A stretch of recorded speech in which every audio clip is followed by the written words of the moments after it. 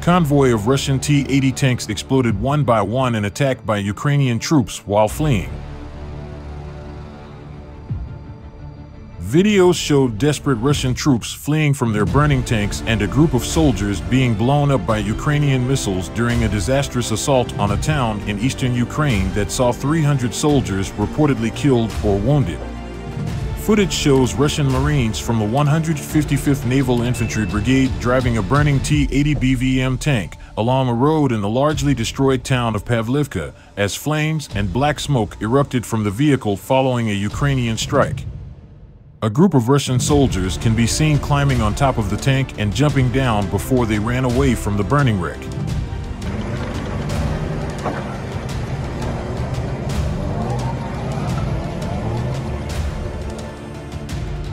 Another astonishing video shows dozens of Russian Marines, packed closely together, running into a deserted house in the town. A few seconds later, Ukrainian missiles rained down on them in a deadly strike. Further footage shows Russian soldiers driving their tanks through minefields, with their vehicles erupting into flames one by one. A number of Vladimir Putin's men can be seen lying dead in the ditches of the fields surrounding Pavlivka after they were shot by Ukrainian soldiers after they tried to flee their burning tanks.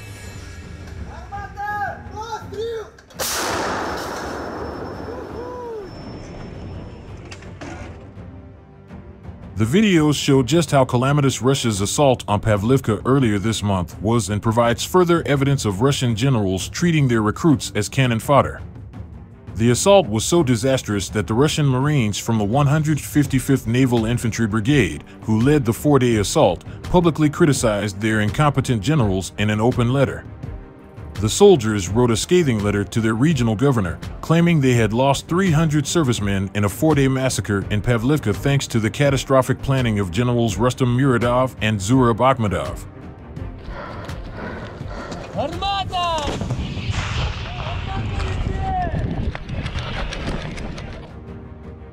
The Marines claimed Russian commanders were hiding the mayhem in the Donetsk region and playing down the number of losses for fear of being held responsible. The soldiers demanded in their letter that Vladimir Putin is personally told of the alleged massacre and that he will set up an independent military commission. Drone footage shows Russian soldiers driving a burning T-80 BVM tank through the deserted streets of Pavlivka as flames ripped through the vehicle. Some of Putin's men were seen scrambling to get out of the tank before they ran down the road.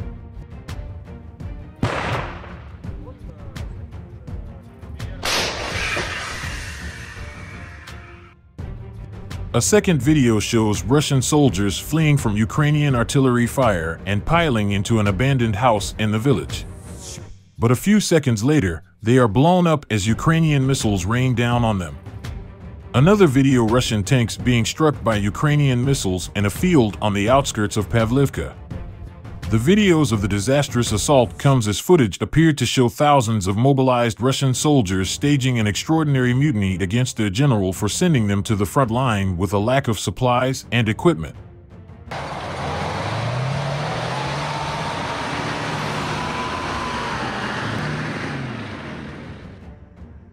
Major General Kirill Kulikov, 53, faced chants of "Get out of here, shame on you," and "Down with Putin's regime" as thousands of mobilized men joined a protest at their training base in the city of Kazan, southwest Russia, on the night before they were due to be sent to the front line. Soldiers who led the mutiny told superiors they could not fight because they had endured weeks of water shortages and scarce rations, and now they were going to be sent into battle with rusty machine guns from the 1970s. Вогонь!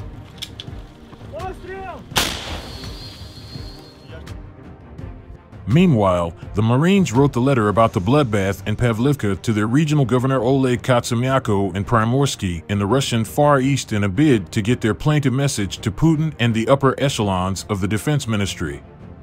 A pro-Kremlin war reporter highlighted the situation in Pavlivka known as Pavlovka in Russia because he feared the Marines were becoming meat mixed with earth and boards.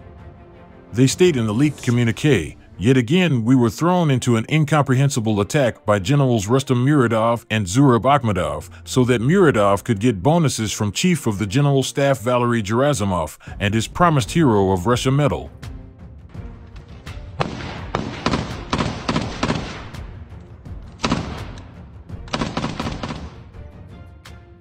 So it was us and the Marines from Kamchatka advancing on Pavlivka. As a result of the carefully planned attack by these great commanders, we lost about 300 people in 4 days, killed, wounded, and missing. We lost 50% of our military equipment, and this was just our brigade. The Marines added, "The enemy is destroying our men on the evacuation routes." Pavlivka is also lower than Ebledar, from where they attack us. The Marines appealed to the governor, "How long will mediocrities like Muradov and Akhmedov plan military operations for the sake of their reports, and for receiving awards at the cost of so many lives?"